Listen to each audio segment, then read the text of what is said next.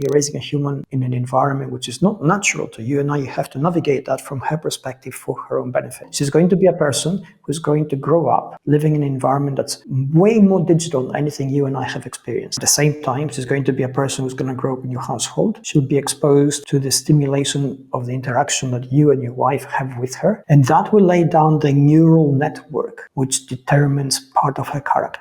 That's your part of raising a human. Funny how. Come here, though. Yeah, he's crazy, see? Who are you? We interrupt this program. But I usually just, get right into it. David, I don't typically like to do like long intros or anything. Because as a big podcast fan, I don't like to waste time with the fluff. I like to get into the conversation, just kind of get to know you a little bit. That's perfect with me, actually. And if you can give my listeners, again, I'm going to leave all your info below, but kind of give us a little origin story about, where you got your start, where you're at now, your expertise and all that. Yeah, absolutely. And it's very mixed. I mean, everybody's a multi-layered person. So, nobody's just two-dimensional, and I'm no exception to this. Sure. I'm a chemical engineer by training with a quantum mechanics MSc. And I translated that at some point into writing books for search and social media and branding and business intelligence, and then decision-making using a lot of neuroscience, and then intentional living, and now fitness. And personally, my fitness journey, I've been training since I was 13. I'm 60 now, so I've been training for 47 years, pretty much nonstop. Right. And I've got a black belt in 3 different martial arts. I'm a certified Taekwondo instructor. I competed nationally, internationally at a high level for 10 years of my career between 1991 and 2000. Wow. So I've got, and for me, fitness is something which is just integrated into what I do, who I am, basically.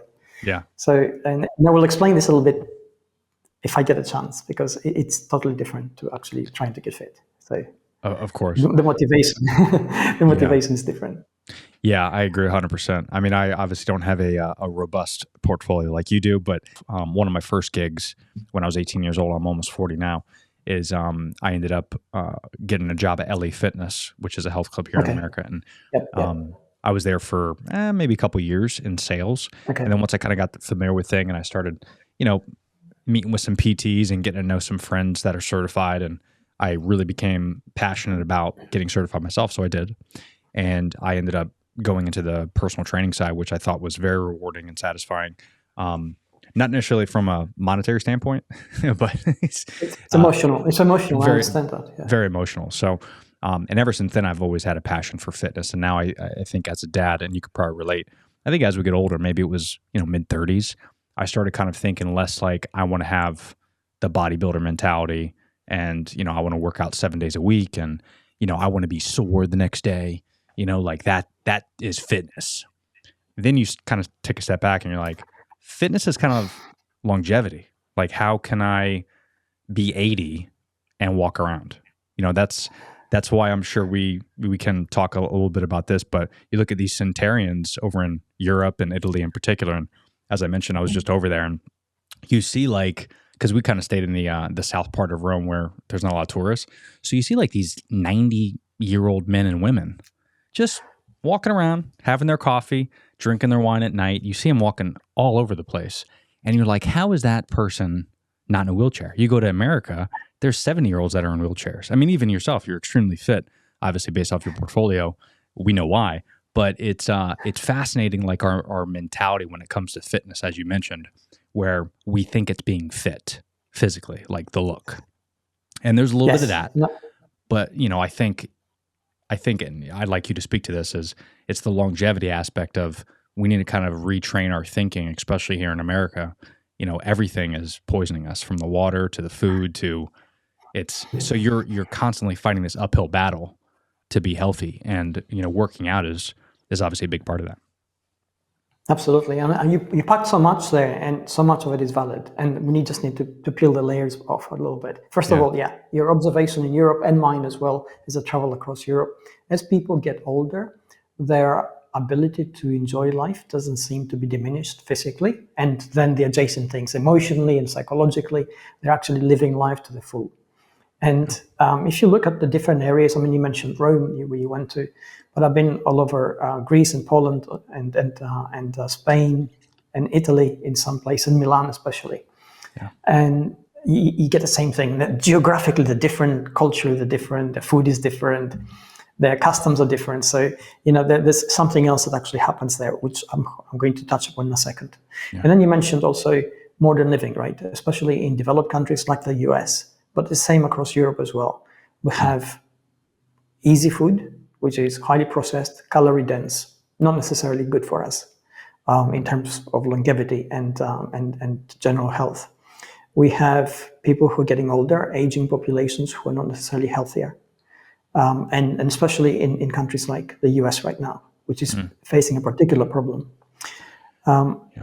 We know that as people age, they tend to live longer because of medical advancement, but it's not necessarily a healthy expansion to their life. So basically their health span is shorter than before.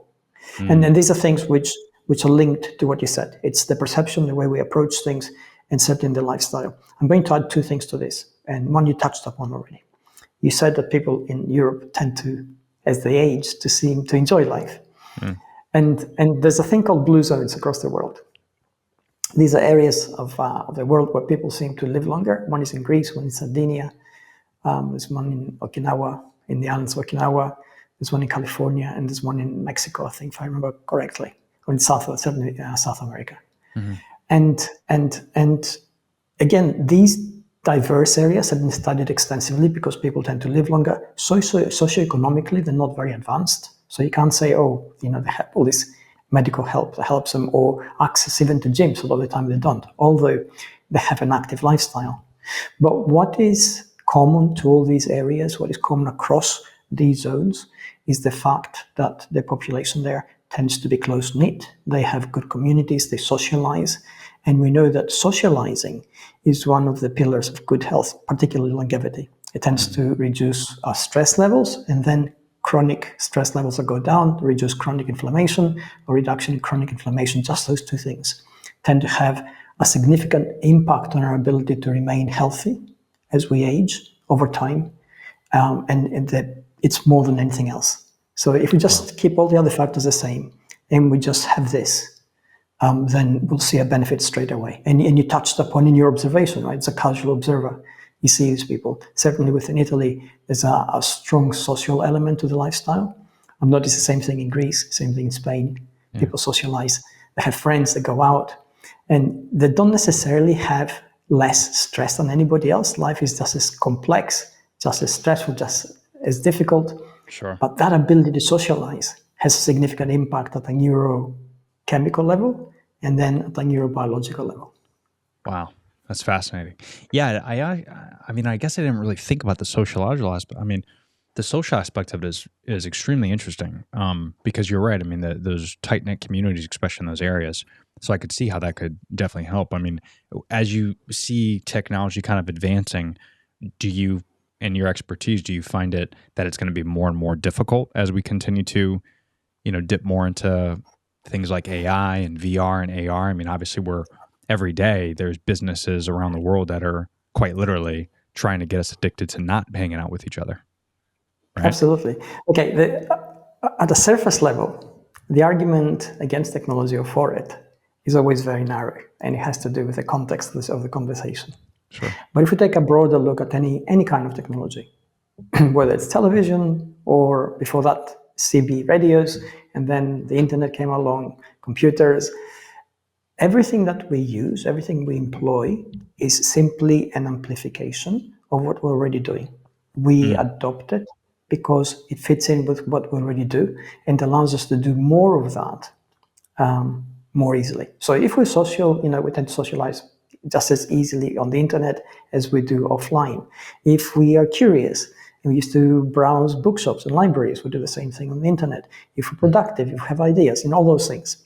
Sure. Naturally, every tool we use, without exception, every kind of technology can also be misused. We can also go on a decline. We can overdo things. We can get addicted to exercise, and then it's bad for us, right? So that's right. Yeah, that's a great point. Yeah, and what worries me the most, especially as we're raising a daughter, and I forget the article that came out, but it was comparing the decline in girls specifically, and the correlation between social media starting 20 years ago versus the uptick in suicide in young girls. Have you seen this study? Absolutely. I've seen Yeah. the same thing about other studies talking about body dysmorphia, talking about anorexia, pretty much everything, right? Yeah. So let's get back to what I just said before, the potential for abuse. Mm-hmm. Essentially, technology amplifies our capabilities. It also amplifies our dysfunctions. So if we are inclined, if we're the kind of person, we all have the natural inclination at some point to compare ourselves with others, because it's how we form part of our social identity. Right. Then technology definitely can make us feel very deficient if we take down the path where, it doesn't matter how fit I am, there's always going to be somebody else who's fitter. It doesn't matter how smart I am, there's going to be somebody else who's smarter. So the answer to that, and your concern is valid, right? Because you're raising a human in an environment which is not natural to you, and now you have to navigate that from her perspective for her own benefit.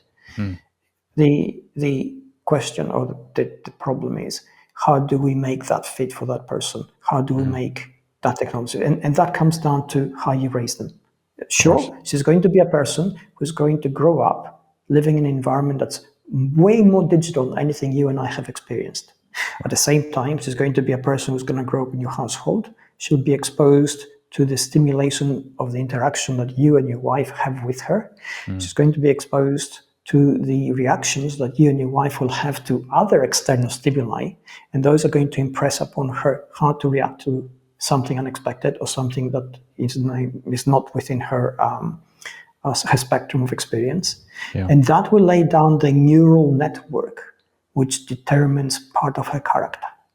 Yeah. So That's right. So that's your part of raising a human. So if you do the job right in the real world, then that person will be better able to adapt to the challenges, and there are always going to be challenges in the digital domain. Of course. It's just another area of human interaction, nothing more. Yeah. And yeah, it's a great way of putting it. I mean, I'm immersed in digital and AI. I mean, I own a content business, so I'm all for technology. But I more look at it like a notepad. I can get work done with a notepad. But I don't let the notepad decide what I do, right? It's just a tool. It's just something I write down on. And I look at AI and technology and all that in my phone. Even my phone is a business. It's not really a tool for pleasure. I try not to socialize with friends that way. I try to do it in person. If I use my phone, it's for FaceTime, right? Because I want that interaction, or maybe I do a podcast like we're doing virtually. But I do, and as she gets older, I want it to be, hey, this is a tool. It's a dangerous tool. It's just like a hammer, right? A hammer in the hands of a carpenter is a great tool, but a hammer, in the hands of a 5-year-old girl could be dangerous. So it's just the tool, depending on how we use it and who has it, I think is important. I think the challenge that I'm realizing is, and we've decided to homeschool her as she gets older, and that's for really no other reason except for the fact of I'm just not a fan of a lot of things that our government does. One of them is not paying teachers what they need to get paid. Same thing with first responders and stuff. I feel like those folks should be getting paid the most because they're protecting and educating humans. Like that's probably one of the most important things, jobs that we do. And the fact they don't get paid that much. I look at it like a guy at McDonald's making your French fries isn't really going to care it's the best quality French fry. He's getting paid minimum wage. But a doctor who's a surgeon who has his own practice and gets paid hundreds of thousands of dollars per surgery, and if he screws up, he's going to lose his practice. That guy's got a lot to lose. So he's going to do the best job possible. And I feel like if teachers and first responders were treated that way, as if they're incentivized maybe financially or through other incentives, they would actually, not saying they're bad at their job, but there's a lot of room for error when they don't necessarily have the passion for it, and there is no incentive. So I think if things were to change in our public school system, we might go that route. But I just don't think they get paid enough, and I think they have a lot of responsibility. And it's hard for me to parent one kid and teach one kid. I cannot imagine teaching 20 of these things running around, like that's what teachers do. It's so difficult, like, to control. And then you factor in they're not, really strict with phones. So you have all these high schoolers and they're carrying around their phones and they're talking shit with each other. And then, they got that hit of dopamine. So the teacher says something, they're like, F you, teacher. Right. So it's like, now they're all hopped up on this artificial dopamine and they got their friends talking shit to them in the DMs. It's just a lot of variables. And I think there's so much stress involved. And I don't want our kid to get exposed to that. And a lot of people that I especially have on this podcast that educate me on the topic of homeschooling. And then I talk to my friends that don't necessarily do that. They look at me like I'm crazy. And I think it's a massive amount of responsibility. Yeah. I'll admit that. And I cannot imagine the work you have to put in. At the same time, I admire your perspective, right? You want the best for your kid, like every parent. Sure. You're narrowing down the variables you don't control because you think they're too much of a variable and too unreliable. And that's great. So now you're taking this on and, I only have respect for you. I appreciate it. Yeah, we're definitely not excited about it, but I feel like we don't necessarily have a choice. But it's one of those things I think also too, where people, the American mentality that we mentioned before, a lot of people just want to work their ass off to make the most money possible, so that way they can treat their kid the best and give them everything they deserve, right? And I know my dad did that for me. He worked 3 jobs when I was a kid, and I was able to have a great childhood because he worked so hard. I think if you talk to him now, he'd be like, hey, wouldn't it be cool if I could work 1 job and make the same amount of money? That way I can hang out with my kid more. I'm sure he would have that absolutely. thought. And I think that's sacrifice. It's a sacrifice. It's a sacrifice he made. For sure.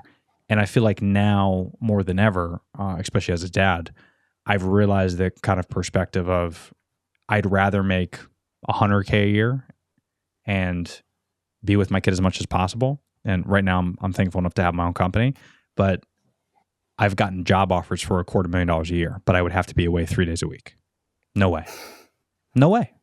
Like, to me, the money is so hard to get out of your head. And that is where we're so brainwashed, I think, as Americans, because we, like I was just talking to my buddy the other day on the phone. He was like, hey, your kid's birthday's coming up. What are you going to get her? And I was like, I don't know. Probably we'll just take her on a trip somewhere. He's like, well, here, why don't you check this new this play gym out? It's got like the swings and all that. It was like $3,000. And I was like, you have that? He's like, yeah, we have that for our kid. I go, that's a lot of money, dude. Like, I can go to Italy for $3,000. Like, what? Yeah, but don't you want to like give her like the best thing? And I was like, dude, listen to what you're saying. I could just have her climb a tree. Like, it's all the same thing. Right? Like, we're so obsessed, I think, in America of like, we got to work really hard to get them the most cool stuff, the big toys and the play kitchen, and we got to do all that. But really, if you just like don't spend that money, you could take that money and like invest it, reallocate it into experiences versus chasing the new toy that she's going to grow out of. Absolutely. And I love what you said. It's a weird sickness that we have. Well, it's not. I mean, yes and no. I mean, this is such a deep subject to actually unravel. The entire structure of the country to a massive extent. And I've been through I've been in the States a lot as a speaker. So I've been exposed to different environments. I've been to New York and I've been to LA and I've been to Las Vegas. And you see these different cultures, basically, but it's almost like different countries, right? Within the same sort of geographical area. Sure. And you realize that the structure that binds them together is this strict capitalistic system. And we're getting slightly political now, but this is the system that runs it, right? Sure. Where essentially the power behind everything is money, because there's no real safety net in society. So you really have to fend for yourself. So if you make it, you make it, and you make it pretty big. And if you don't make it and you fail pretty spectacularly. And there's very little in between. There's very little people who actually manage to have one job that doesn't pay very well, but it pays enough, and they raise a family and they're happy. It doesn't exist.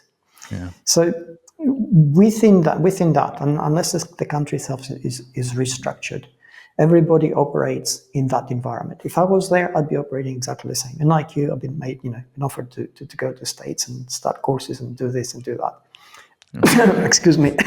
It's something which I have always said no to, Right. simply Smart man. because, well, it's a lot of time, a lot of energy. I'm chasing a lot of money, and it's more than I need. So Right. I don't do it because Yeah. my time is finite. I'm conscious of that fact. Like Sure. you said,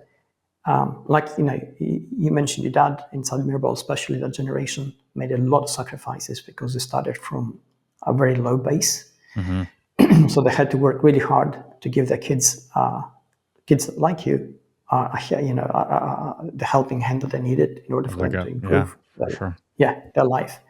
And what they sacrificed essentially is that contact time. And I'm always, I'm a big superheroes fan. I always remember that line from the Marvel universe, Iron Man, where he says, "All the money in the world will not buy you an extra second." I think that's so true, right? That's great. Tony Stark does it again. Yeah. Yes, absolutely. Yes. But chalk it up to another great quote from our man, Tony Stark. Yeah, no, it's so great. I've realized after a few health scares that I've had that, yeah, time is definitely, it's the only thing you can't add. So like there's always going to be another job. There's always going to be a new toy you can buy. You can always go back to things. Like if you take a risk now and you do something that you really, really, really love, and it doesn't work out and you fail, you can always go back to the thing that you were doing before.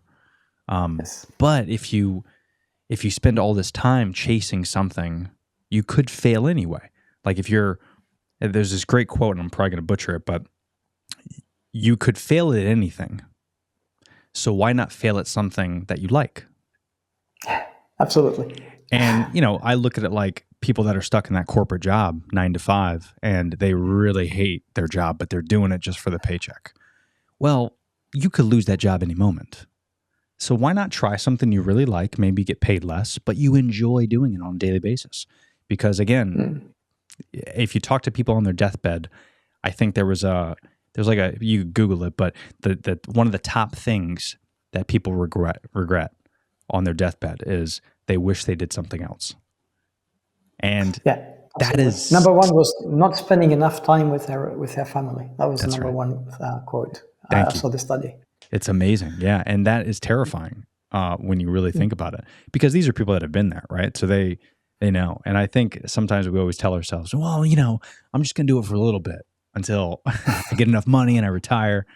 Next thing you know, man, you're 70 years old and you got your 401k that is worth a few $1,000s and you got a nice pretty gold Rolex as a retirement, and that's it. And then you just wasted, 40 years of your life. So I think just adding to your point of like the community and socializing a little bit, I think that has a lot to do with family too. Like the more time you can spend with family, and you're not really stressing too much about what you do outside of work, or what you do outside of family, your work, and you're not stressing out about that, you can really focus 100% on your family. I realized that when I got out of the corporate world, when I was like just infatuated with my job. And I loved my job at the time, but I was spending a lot of my energy away from my wife at the time. And it just wasn't good versus what I see now. Our relationship is night and day. And it's just from time that we spend. Absolutely. Yeah, I totally get that, because I used to be in corporate for a while at a very high level. I loved it. Yeah. But it's like a sponge. It soaks up everything you give it, and it moves the needle just a tiny little bit. And by the end of it, you're going to be spent, and things will have changed very little. That's right. Yeah. So that's why I left. And I left a job I loved, right? Because I thought I can spend the rest of my life doing this and it wouldn't have a lot of meaning. Which brings me to your earlier comment. Because essentially, we talk about this and it sounds like we're looking for the meaning in life. Yeah. And I had this discussion very recently with somebody who's a quantum physicist. And we went on for some time trying to define what it is. And this is what we came up with. Essentially, we said that you're looking for the meaning of life, and there isn't one that we can ascertain. But that doesn't mean there's not meaning in life, provided you create those moments for you which actually contain real meaning for you. And that's a meaningful life. And that's an entirely different proposition. Ooh, I love that. Oh God, it's amazing. Yeah. Yeah, that's definitely something we don't think about until it's too late. I've realized, there's, again, we're throwing out a bunch of quotes here, but just going off that, when you're really sick and you just want to get better, the only thing you care about is getting better. Yes. But when you're not sick, when you're healthy, you care about your Netflix, your job, your, how much you're going to spend on groceries, your mortgage, all that. But when you're sick, when you're like sick, like I was sick, I was, I thought I was on my deathbed for a while, and you don't care about anything else. Like there's not even a text message that bothers you. You only want to feel better. And I think that that beautiful, rare feeling of like gratefulness, if that happens to you once, you'll snap right out of this freaking trance that we're in. It's just, it'll change your perspective on everything. And I think that's why a lot of people look at me like I'm crazy, because I wasn't like this a few years back. But you have mental clarity, which was achieved through that defining moment. And that's rare, right? For people, they have to undergo the same process. And you don't want to wish that on anybody, really. But that's it's what you said. It's that. It clears your mind, and it makes you realize what's important and what isn't. For sure. And in terms of like your expertise in the fitness and longevity space, I mean, what do you think, again, this is a very broad ask, but what could be the one thing, like if someone is, 20, 30, 40 years old, what is one thing that they could really focus on to try to make the next step into being, mentally and physically healthy? Healthier. Okay. Everybody, I have a lot of people, throughout my life, a lot of people came up and said, what do I need to do to get fitter? And I never gave any advice, because I was very aware of the fact that what works for me is not going to work for them. For sure. And the reason that is true is because my motivation, my reasons for doing what I do are intensely personal, and there's an emotional connection into what I do, which is tied into who I am and why I do it. And that's what's happened to you. You had a defining moment, things clarified, you understood the emotional value of what you need to do in order to get better, and you actually understood that value of healthy at an emotional level. We are very smart people, all of us. We have an amazing brain, but we are essentially feeling machines that think, as opposed to thinking machines that feel. Which means that if we don't feel what we're doing, we are really, really good at thinking up reasons not to do it. And that's across the board, whether it's breaking the law, being faithful to your partner, being a good business person, being a good person, being healthy, which is being good to yourself, all those things, right? Our brain comes up with really good logical reasons that kind of explain away what we are not going to do now, or the bad thing we did, as opposed to the good thing we should be doing. So when it comes down to that piece of advice where anybody says, what should I do to get fitter? I always, and working now from a neuroscientific stroke scientific point of view, I always say, what is it that you can do most easily? And I ask that because the energetic load of getting fitter is difficult, no question about it. So you need to start with something easy. Can you go for a walk? Can you do some push-ups? Can you get on a rowing machine? Have you got an exercise bike? Have you got a gym near? Whatever is easiest to do, not whatever is ambitious or whatever you aspire to, but what is really, really easy. And they'll tell you, maybe I can walk 10 minutes. I say, great, start with that. And then the next thing is to make it personal, to actually ask him, what does it mean for you, this? Why do you want to get fit?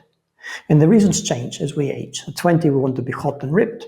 At 30 and 40, we want to be healthy and capable. As you get past 40, you want to be able to feel free inside your body and enjoy life. So those reasons are going to change. That's fine, because we're not the same people as we grow. We grow internally, we change externally, and things change for us. So the next thing is, work out your who, really. And this is no different to a business. You start up a business, they'll ask you, what's your who and what's your why? If you don't understand those two things, then you don't know what your business actually does. You don't even know why it does it. All it's going to do is it's going to end up copying what's already out there. And when things change, because the marketplace changes, you're going to change with them, but there's going to be a time lag. So you're going to be behind the curve. You're going to feel the pain. And at some point, you're going to lose focus of what you're doing because you can't follow the trends quickly enough, and you're going to crash and burn. And that's what happens to most businesses. Unless you know your who and your why, then you follow the trends, but you don't care about them. because you know your own trajectory.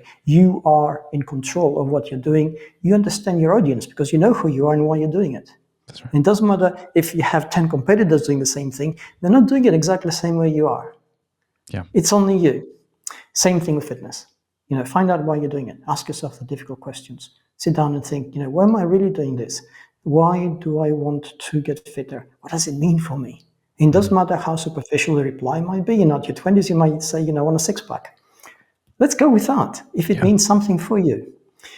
The reason the meaning is necessary is because in our head there's a calculus called temporal discounting, where we basically always, when we operate from the present to the future, if it's something difficult, we tend to underestimate the difficulty of the effort required to get there.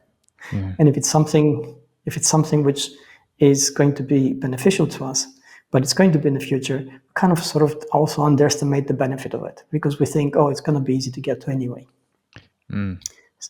So if you sit down and truly understand why you're doing something, what it means for you, then what happens in our head, what happened to you, what's happening to me since I was 13, is that our brain recalculates the effort required to do something physical at a lower cost to us as opposed to what the benefit is going to be. So we're prepared to undergo the physical training. We don't care about the stressor, which we try to avoid naturally. We don't care about perhaps the pain we'll have to go through the next day. We don't care the discomfort that's required at the end of a working day when you're depleted, that you're going to work out now for an hour. Yeah. We don't care about those things because we understand the extended value we're aiming for. But that presupposes having done that hard work. Ask yourself who, and understand your why, and then say, okay, if that's what it takes, that's what I'm prepared to do for these reasons. Yeah, that's huge. Yeah, it's such a great point. Yeah, the why is a big thing. And that's, I feel like it anyway, at least as much as I've been involved in fitness. I feel like it's an instinctual, it's something it's going to be very challenging for a lot of people. Yes. But I also think a lot of that, just for people out there listening, at least for me, I was able to kind of hone in on my why and figure out why I wanted to do X, Y, Z. And a lot of it helped by getting rid of outside noise. So outside influences, right? Like, so instead of doom scrolling on social media and pretending I wanted to do something, when you eliminate that stuff, when you get rid of that stuff, you don't think about it as much.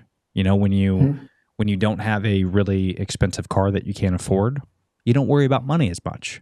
And I think a lot of those stressors that we have, because that's just built into our society, unfortunately, our capitalistic society. But when you eliminate a lot of those stressors, you actually will have a lot more free time to do things that you love, including working on your fitness. But sometimes we are so stressed out by money, our marriage, our kids, if you could just find little things, little micro solutions to these problems, it just helps a lot of stuff. It's kind of like a very stupid thing that I was telling my buddy that he needs to do is just look at all the streaming services you have. What do you actually use? Probably Netflix. Everything else is pointless for most people, right? Or maybe it's Disney, whatever. But if you're spending $150 a month, just eliminate 120 of it. And now you could take that $120, you save it up for a year. You got enough money for a couple flights to Italy. It's like money is very easy to come up with, even if you don't make it. It's true. It's true what they say, right? All roads lead to Rome. That's right. I know. I'm curious if I never went to Italy, if I would ever use that as the end analogy for it. But it's so crazy where I always kind of think about these different things because the world is so big and we just don't have a lot of time. And I look at my past self and I worried about so much stuff all the time. In hindsight now was completely pointless and irrelevant. At the time, of course, I was passionate about it, but I wish I had critical thinking in my 20s. And I think I'd be in a different situation. We all yeah. do. Right? And our parents always tell us too, but we never listen, of course. And we shouldn't. We should Yeah. actually forge our own road, make our own mistakes, because that's how we learn. And you touched on so many things, okay? But critically, one of the things you touched upon, which is really important, especially for the listeners, is who we are. And who we are always has two parts, right? One part of our identity is ascribed. It's a part of the world gives us. It's the part that says, this is who you are, this is how you should behave, this is what's expected of you, because you live in this environment, because you associate with these people, because you have this job. So this is the external world telling us exactly how to do these things, and we accept it because it's easy, right? You know, you basically get into that, and pretty much, you know, it's like a program kicks in and you know what to do. But there's a second part to this, which is our avowed identity. This is the part which, in the transformation you went through, the transformation a lot of people who find themselves go through. And avowed is what you want for yourself. And normally we have this friction between us, you know, the things I want and the things that are expected of me. And I kind of, you know, reach a compromise, but it's always difficult. Half of my energy goes here, half of my energy goes there. But when these two things align, because we've done the hard work, because we understand better who we are, then a lot of other things become easier, because the external world hasn't changed. It's always difficult. It's difficult because it's not something we create. It's something which is out there. It sort of throws things at us and we have to react to them. So it's always stressful. But if we know ourselves better, if we understand our own capabilities better, if we understand our own drives better, if we understand our own vision of who we want to become better, then that makes so many other things easier. We have, for a start, you know, the absolute basic thing, right? We have less stress inside ourselves because we're not fighting this internal fight. Less stress means more energy, right? Because stress burns ATP, adenosine triphosphate, same as muscles. We lift weights, we burn ATP, we run, we burn ATP, we stress out, we burn ATP, because, you know, at the cellular level, all cells work the same.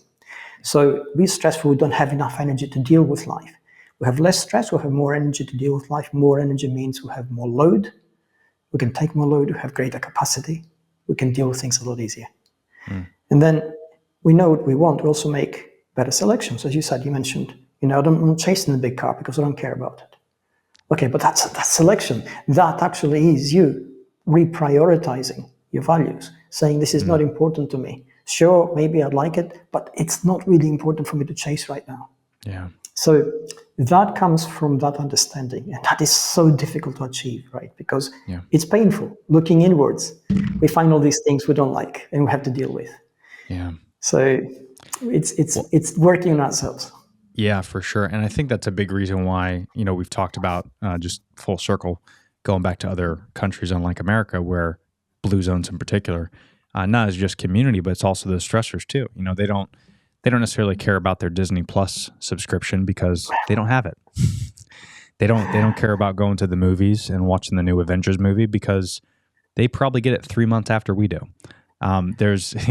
They don't care about the Lamborghini because they've never seen one in person. Like there's these little things, I think, that are kind of, you know, in these societies, and it's fascinating when you do go to these countries and when you do kind of experience, even just here in America. I mean, you go to like Montana versus New York City. It's a different way of life. You got these people that are on horseback and they're growing their own food and they're like the happiest people on the planet. And you're like, what's your Wi-Fi password? And they go, we don't have Wi-Fi. And you're like, what?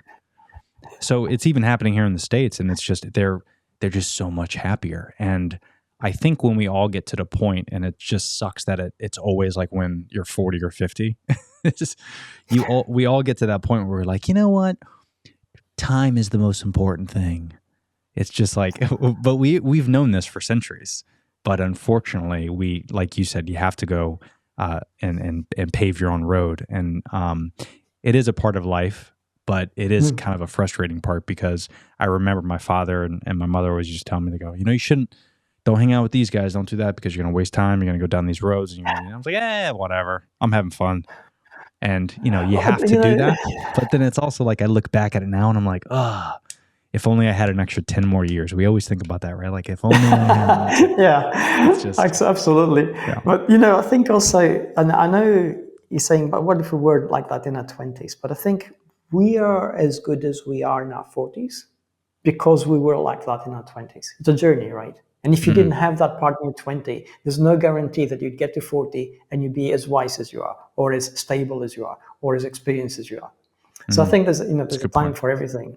Yeah. So it's you got to take what you have and say, okay, how can I maximize now the value of this moment for me? What is it that I need to do?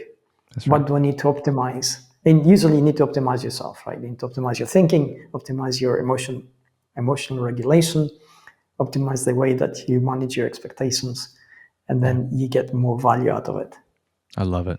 And, we're lucky now being 2025 that someone's probably going to be listening and watching to this podcast in 15, 20 years on their VR glasses. And technology is going to be so advanced and so crazy. We might even live to like 150. So we're in a very cool situation. You talked a little about quantum computing and all that. That to me is super fascinating. Have you dug too much into like quantum mechanics in terms of like the new Absolutely, computers? yeah. I mean, my master's was in quantum dynamics. Oh, wow. It's a fascinating field because you're looking at essentially energy flow, and everything is energy. Mm-hmm. And if you take a very sort of broad quantum mechanical interpretation of the world, everything is information. We're a database, essentially, you and I. What's contained inside you, whether it's at a molecular level, because your body has memory, it remembers traumas, it remembers experiences, it reacts to them at a physical cellular level. And we know this from studies where your neurochemistry changes as a trigger to specific events you have lived, or even memories you have. And also you have the amazing and very little understood database of your brain, and that's integrated throughout the circuitry of your body. Yeah. So we are this database, we're this information, and where that information interacts with the world at a macro level, which we see, but also at a micro level, which we don't, is fascinating. And what we are learning now in terms of quantum mechanical phenomena is quite groundbreaking. We potentially go on and on and on as energy forms, just transformed after we die, for instance, because energy cannot be created and cannot be destroyed. It just is. It's just transformed from one phase to another. It's fascinating. Yeah. And it's even more, I just kind of look at like all these different fields that, we've talked about, like every single person's different, and which is 100% accurate. But you look at like something like quantum computing, or whether it's in the medical field or even in the fitness field, like I'm envisioning like how this could be used on a daily basis. We always look at like ChatGPT as like, this is AI that, only millionaires get to use. Like that's what you kind of think when you think artificial intelligence, but really it's just $20 a month, and you get access to a plethora of information you didn't think was possible. And I'm just thinking like 20 years from now, what if quantum computing is like that? What if I tell this quantum computer, I'm like, hey, I have Crohn's disease. This is my body type. This is what I can eat. I work X amount of hours per job. Can you figure out a time and a schedule that works around me, that I can work out, but also eat right? What do I eat? And then in a couple seconds, it spits out exactly what you have to do to be the best human possible. Well, ChatGPT can almost do it at this level, right? So we don't have to go that far. So so it's not bad. But I mean, you're talking about essentially the options that open up for us when we have massive raw computing power at our fingertips. A lot of the things which I'll give you a couple of examples now, which are really, really important. A lot of the things which we do require from us energetic expenditure in terms of focus and time and attention, which sometimes we're disinclined to do, sometimes we just can't, right?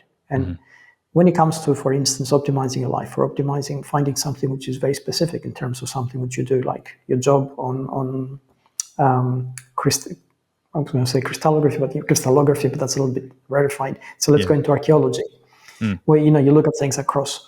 And what machines can do is they can find patterns and extract information from those patterns, which then help us understand what we have so much faster. It's absolutely amazing. And when we look at anything, the value of what we look at is only as good as our own ability to actually comprehend what we're seeing. And then putting that comprehension in some kind of context where we can use it, right? So knowledge is only power when it leads to understanding of how to use it. Otherwise, it's just useless. Right. So if you spend your life, for instance, studying a particular subject, and you spend 40 years, excuse me, got a cough today. If you spend 40 years studying that, you will have such amazing capability to understand the patterns of what you're seeing because you're so well versed in it. But you spend 40 years of your life. Now, suppose I give you a machine that does that in 1 minute. and it doesn't need 40 years of your life. Suddenly you have access to that information. What that allows you to do is so much more, because now you have the capacity to understand things that would normally take you 40 years in 1 minute. That's right. Yeah. So it's a beautiful world to be in. It's also philosophically challenging, because what are you going to do with this? Now it's up to you now to become that better person who can do better things with that knowledge, as opposed to doing nothing with it. 100%. Yeah, and it goes back to the whole argument of AI is going to take your job. I always tell people AI is not going to take your job. A person using AI is going to take your job. That's yeah. I grew up through the 70s and 80s, right? We had the same articles on newspapers about computers. Computers are going to take your job. And it wasn't. It was a person with a computer who was able to take a job. And essentially, computers allow us to do now so much more, right? Like this now. We're talking across the world. So that's amazing. It's wild. Yeah. And I can't believe we're almost at an hour already. So I don't want to burn too much of your time. Yeah. But it feels like 10 minutes, right? I know, right? But we should definitely, I'd love to do a part 2 where we can dip kind of more into this topic, and I want to learn a little bit about. I'd love to, absolutely. About more. But love your style. It fits in with my thinking. I appreciate it. And again, thanks for the time. I know you're across the pond there, so this is fantastic. If you can, I'll leave all the links and descriptions and down below. But if you can, let everyone know where they could find you, websites, what you got going on, so that way they can go check you out. Well, you can find me at davidamerland.com. I go through those studies as part of my sort of thinking and job for my next book in preparation of what's next. I glean a lot of insights and I get really excited about it. So I share them pretty openly across all my social media channels. You'll find them on my website. And if you Google them, you'll find them anyway. Awesome. Well, David, thanks again so much for your expertise and your time. And I look forward to talking with you soon. Thank you for this. I really appreciate it.